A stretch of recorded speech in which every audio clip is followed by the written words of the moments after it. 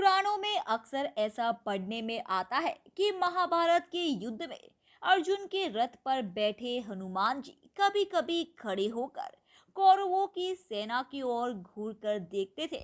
तो उस समय कौरवों की सेना तूफान की गति से युद्ध भूमि को छोड़कर भाग जाती थी। हनुमान जी की दृष्टि का सामना करने का साहस किसी में नहीं था। यहाँ तक कि उनकी दृष्टि एक बार कौरवों की ओर से लड़ रहे कर्ण पर भी पड़ गई थी।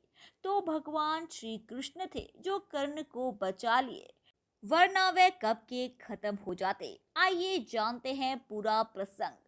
जी हाँ, एक प्रसंग में बताया गया है कि जब कर्ण और अर्जुन के बीच युद्ध चल रहा था, कर्ण अर्जुन पर भयंकर बाणों की वर्षा कर रहे थे। उनके बाणों की वर्षा से श्री कृष्ण को भी बाण लग रहे थे। उनके बाण से श्री कृष्ण का कवच कटकर गिर पड़ा और उनके सुकुमार अंगों पर बाण लगने लगे। रथ की छत पर बैठे पवन पुत्र हनुमान जी एक टच नीचे अपने आराध्य की ओर ही देख रहे थे। श्री कृष्ण कवचहीन हो गए थे। कर्ण के बाण उनके अंगों को भेद रहे थे। हनुमान जी से ये सहन नहीं हुआ।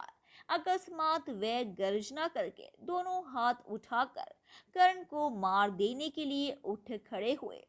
हनुमान जी की भयंकर गर्जना से ऐसा लगा मानो ब्रह्मांड फट गया हो।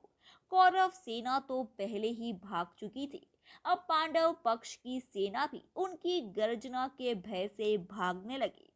हनुमान जी का क्रोध देखकर कर्ण के हाथ से धनुष छूटकर गिर गया। भगवान श्री कृष्ण ने तत्काल उठकर अपना दायां हाथ उठाया और हनुमान जी को स्पर्श करके सावधान किया। बोले, तुम्हारे क्रोध करने का समय नहीं है। श्री कृष्ण के स्पर्श से हनुमान जी रुक तो गए, किंतु उनकी पूंछ खड़ी होकर आकाश में हिल रही थी। उनके दोनों हाथों की मुट्ठी बंद थी। उनकी आंखों में मानो आग भरी हो। हनुमान जी का क्रोध देखकर कर्ण और उनके सारथी कांपने लगे। हनुमान जी का क्रोध शांत ना होते देखकर श्री कृष्ण ने कड़े स्वर में कहा, हनुमान, मेरी ओर देखो। अगर तुम इस प्रकार कर्ण की ओर कुछ क्षण और देखोगे तो कर्ण तुम्हारी दृष्टि से ही मर जाएगा। ये त्रेता युग नहीं है। तुम्हारे पराक्रम को तो दूर, तुम्हारे तेज को भी कोई यहाँ सह नहीं सकता। तुमको मैंने इस युद्ध में शांत रहकर बैठने को कहा था। फिर हनुमान जी ने अपने आराध्य देव की ओर नीचे देखा और शांत होकर बैठ गए। महाभारत के युद्ध में अर्जुन के रथ पर हनुमान जी के विराजित होने के पीछे भी कारण है। इसका वर्णन आनंद रामायण में किया गया है। वर्णन के अनुसार एक बार रामेश्वरम तीर्थ में अर्जुन और हनुमान जी का मिलना हुआ। इस दौरान अर्जुन ने हनुमान जी से लंका युद्ध का जिक्र किया और पूछा कि जब श्री राम श्रेष्ठ धनुधारी थे तो फिर उन्होंने समुद्र पार जाने के लिए पत्थरों का सेतु क्यों बनवाया। यदि मैं होता तो समुद्र पर बाणों का सेतु बना देता, जिस पर चढ़कर अपना पूरा वानर दल समुद्र पार कर लेता। ये सुनकर हनुमान जी ने कहा कि बाणों का सेतु वहां टिक नहीं पाता।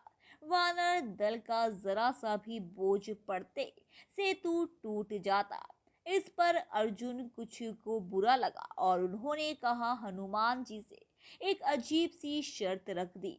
अर्जुन ने कहा कि सामने एक सरोवर है, वह अपने बाणों से सेतु बनाएंगे।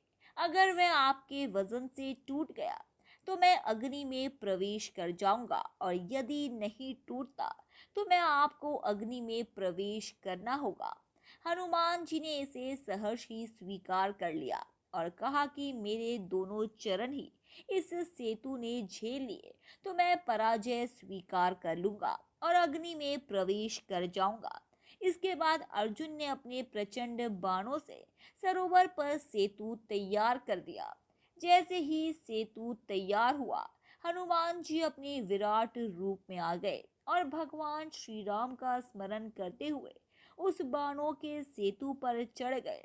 पहला पग रखते ही सेतु सारा का सारा डगमगाने लगा, दूसरा पैर रखते ही चरमराया और तीसरा पैर रखते ही सरोवर के जल में खून ही खून हो गया। हनुमान जी सेतु से नीचे उतर आए और अर्जुन से कहा कि मैं पराजित हो गया, अग्नि तैयार करो। अग्नि प्रज्वलित हुई तो हनुमान जी उसमें जाने लगे, लेकिन उसी पर भगवान श्री कृष्ण प्रकट हो गए और उन्हें रोक दिया। भगवान ने कहा, हे हनुमान, आपका तीसरा पग सेतु पर पड़ा। उस समय मैं कछुआ बनकर सेतु के नीचे लेटा हुआ था। आपके पैर रखते ही मेरे कछुआ रूप से रक्त निकल गया। ये सेतु टूटे से पहले ही पग में जाता यदि मैं कछुआ रूप में नहीं होता तो। ये सुनकर हनुमान जी को काफी कष्ट हुआ और उन्होंने क्षमा मांगी। मैं तो बड़ा अपराधी निकला, आपकी पीठ पर मैंने पैर रख दिया। मेरा ये अपराध कैसे दूर होगा भगवान? तब कृष्ण ने कहा, ये सब मेरी इच्छा से हुआ है, आप मन खिन्न मत करो। और मेरी इच्छा है कि तुम अर्जुन के रथ की ध्वजा पर स्नान ग्रहण करो। इसलिए द्वापर में श्री हनुमान महाभारत के युद्ध में अर्जुन के रथ के ऊपर ध्वजा लिए बैठे रहते हैं। धन्यवाद दोस्तों, उम्मीद है कि आपको हमारे द्वारा बताई गई जानकारी काफी पसंद आई होगी। इसलिए ऐसे ही रोचक तथ्यों और रहस्यों को जानते रहने के लिए हमारे चैनल को सब्सक्राइब करें।